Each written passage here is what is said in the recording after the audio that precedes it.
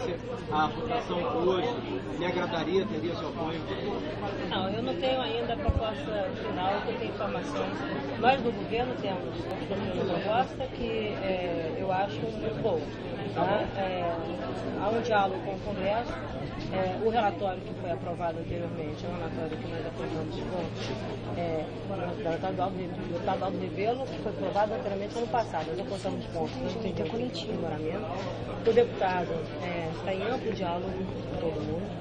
Então, eu não tenho condições de desenvolver. Se eu acho que aprovaria, eu não aprovaria, porque eu não conheço se vai haver um novo texto, se qual é o debate que está colocado, isso não está consolidado ainda. Agora, o que eu posso dizer é que eu vejo com bastante otimismo e estamos trabalhando duramente, tanto no âmbito do governo quanto no diálogo com o Congresso, e o clima é muito positivo de buscar convergências e de construção de uma solução realmente que resolva as situações que precisam ser regularizadas do ponto de vista ambiental, mas que também apontem para o futuro, para as perspectivas do Brasil em relação ao uso sustentável das florestas e dos recursos naturais. O setor ambientalista ele não está com esse mesmo otimismo que a senhora, pelo contrário, eles estão bem críticos ao processo. Há um debate dentro do Congresso, eu tive com a comissão que foi criada em especial dos deputados, tanto do ponto de vista do segmento da agricultura, quanto do segmento da agricultura familiar, quanto do segmento ambientalista. Há, obviamente, debates, isso é da dinâmica do Congresso Nacional, e você ouviu respeito a isso. Agora, o que eu tenho conversado, com as pessoas que eu tenho conversado, o que eu tenho encontrado até agora, tanto eu, quanto o ministro Florencio, quanto o ministro Rossi, nós temos buscado o diálogo e encontrado uma disposição para a convergência. O que eu fui informado é que vários segmentos da sociedade têm apresentado sugestões ao Congresso, ao deputado Rebelo. Eu recebi ONGs ambientalistas, recebi o setor florestal com propostas bastante interessantes e sólidas dessa mesa e que estão sendo discutidas nesse momento no Congresso. Então, do meu ponto de vista, o que eu tenho de informação sinaliza um ambiente muito positivo e, obviamente, de diálogo, de debate crítico. E nós estamos trabalhando duramente para ter um código que seja uma proposta que possa ser apreciada e que, mais uma vez, acolha todos os desejos da sociedade brasileira. Nessa conversa com o Aldo Rebelo, saiu alguma coisa de concreto em relação à reforma? Não, as conversas são conversas de diálogo. Ele ouviu várias ponderações nossas, como ele tem ouvido, ele me informou que ele tem ouvido de vários outros segmentos. E não é uma conversa só minha, é uma conversa de várias áreas do governo. O Ministério do Meio Ambiente e Aniversário, o Ministério da Agricultura, o Desenvolvimento Agrário, todos nós estamos envolvidos em diálogo, tanto com as nossas bases, com os nossos segmentos, quanto no diálogo do Congresso. O que eu tenho recepcionado, o que eu tenho, se eu posso dar testemunho, é que todas as pessoas, de todos os segmentos que nós temos conversado no Ministério do Meio Ambiente, há uma disposição de construir a convergência. Todos estão dispostos a ter uma interlocução mais construtiva, menos reativa, olhando o Brasil como um todo, olhando as diferentes situações do Brasil. A situação da Amazônia não é a situação que se encontra na Caatinga, a situação de agriculturas consolidadas, culturas consolidadas há mais de 100 anos, 60 anos, não é a situação de quem desmatou há 2 anos atrás de maneira ilegal, desrespeitando a lei. Nós temos que entender quais são as situações e a diversidade, como também temos que ter a capacidade de propor soluções diversas que possam acolher exatamente essa diversidade de situações no Brasil. Então, hoje, eu posso dizer que o clima que nós temos de negociação e de diálogo é um clima muito diferente do que aconteceu ano passado. Quais são as principais ponderações que a senhora falou do governo? Não, existem ponderações em torno de você computar a APP com reserva legal, existem ponderações de você manter de restauração de APP, nós estamos discutindo os métodos, deixando mais objetivo a lei. Não podemos jogar os usuários, aqueles serão usuários da lei, numa situação que não tenha uma discricionalidade. As pessoas têm que, na verdade, entender o que vai ser feito, o que é o direito, como é que pode ser feito. Nós estamos trabalhando nessa vertente, a vertente de regularização ambiental, é um consenso, todo mundo entende que tem que ter regularização ambiental, ninguém quer colocar o produtor numa situação de não observância à legislação ambiental, ao contrário, nós entendemos que produzir alimentos é importante, tão importante como proteger o meio ambiente para ter as condições naturais de gerar a produção de alimentos.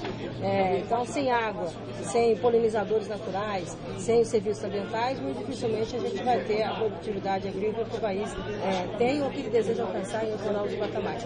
Mas o debate não se limita a isso, se limita também à situação das cidades. Temos que entender como é que essa ocupação desordenada, e foi reuniões com o Ministério das Cidades, procuramos com a área chamada bancada urbana, desenvolvimento urbano do Congresso. Então há uma mobilização, como também há uma mobilização pela economia florestal. Quer dizer, há um segmento de floresta dando a própria, um diálogo florestal que existe há 10 anos, que existe no âmbito das florestas, do setor florestal, e eles trouxeram propostas muito concretas sobre pontos que podem ser aprimorados. E pontos esses, como a questão de juntar a reserva legal e APP na hora de regularização em áreas que não têm disponibilidade, etc. Tudo isso sendo modelado com diálogo de convergência. Então, eu repito, nós estamos no processo de construção, tanto no governo, quanto no diálogo com o Congresso Nacional e com a sociedade. O que eu vejo hoje, o que nós temos hoje no Ministério do Meio Ambiente, é uma predisposição de todos os atores para o diálogo com a construção da convergência. Num clima, numa perspectiva muito diferenciada do que nós observamos em alguns momentos em 2010. Então, o clima é outro, o clima de negociação é muito positivo e eu vejo como otimista nós vamos conseguir ter um bom sucesso. A senhora falou, ministra, que um dos pontos que a senhora não abre mão é a punição a quem desmatou. Isso aí para a senhora é sagrado. O que eu disse é que o Ministério do Meio Ambiente, nós nunca concordamos com a anistia desmatadora. Quem cometeu o crime ambiental, desrespeitando a lei, tá? Não tem, porque nós entendemos que não cabe anistia. Cabe regularização ambiental. Tá? A discussão sobre regularização ambiental é importante. Agora, anistiar aquele que cumpriu a lei, então fica punido e tem uma anistia. Isso é um ponto que nós somos muito objetivos, porque anistia quem cometeu o desmatamento de maneira ilegal, nós não concordamos. Tá? E acho isso, aliás, é comum a pauta de vários segmentos, todo mundo entende que nós temos que buscar a regularização ambiental. E é por aí que nós estamos construindo o diálogo com busca do consenso. Sabe por que ela tem trocado os copos de plástico por de vidro? Não sei se ela pode reparar nos grandes eventos. O que a senhora tem achado dessa atitude? Acho ótimo. Acho que são atitudes absolutamente objetivas, mostrando que é importante você diminuir as emissões de resíduos e ter uma atitude de consumo consciente. Nós abandonamos os velhos hábitos. Obviamente, há situações que você terá que usar copos descartados, mas nós abandonamos os velhos hábitos. Os hábitos do passado que tinham um comportamento mais racional de uso dos recursos naturais. É isso, são pequenos gestos que a gente depois dimensiona, termina um grande evento, vai ver a quantidade de copos descartados no evento ou no seu dia a dia, no seu comportamento. Então, não só isso, como eu vi a agenda ambiental da PUC, é um avanço e sugiro que a PUC, inclusive, tenha agora o engajamento do nosso movimento de agenda A3P, que é a Agenda Ambiental da Administração Pública, e que nós temos várias práticas no Ministério do Meio Ambiente, por várias instituições no país todo, e que nós exatamente, por intermédio da mudança de comportamento, nós temos sustentabilidade que tira de cada um. Ministra, como é possível desenvolvimento sustentável, uma inclusão social numa sociedade brasileira que tem cada vez mais classe média que consome muito mais? Bom, eu acho que ter a classe média não é problema. Essa é a primeira questão. Nós estamos tirando pessoas da pobreza, dando condições de vida, de renda, qualidade de vida no nosso patamar. O que nós temos que observar é que modelo de consumo nós queremos ter. Ter um consumo que é sem freio, que você leva inclusive a situações de estabilidade econômica, ou um consumo mais consciente. Quer dizer, ter classe média, ter um valor de consumo consciente é determinante para o mundo sustentável, com respeito a cada um de nós. Então, eu acho que nós temos aí uma perspectiva bastante interessante, bastante positiva, do ponto de vista de trabalhar novos valores com essa nova classe média brasileira em torno do consumo sustentável e em torno de um comportamento mais solidário com a sua comunidade. Uma última pergunta, ministra. Nós temos no ano que vem a Rio Mais 20, o Brasil vai voltar a ser vitrine mundial na área ambiental. Dependendo do que sair dessa aprovação do Código Ambiental, o Brasil não pode, Código Florestal, o Brasil não pode passar uma mensagem até de retrocesso ao mundo?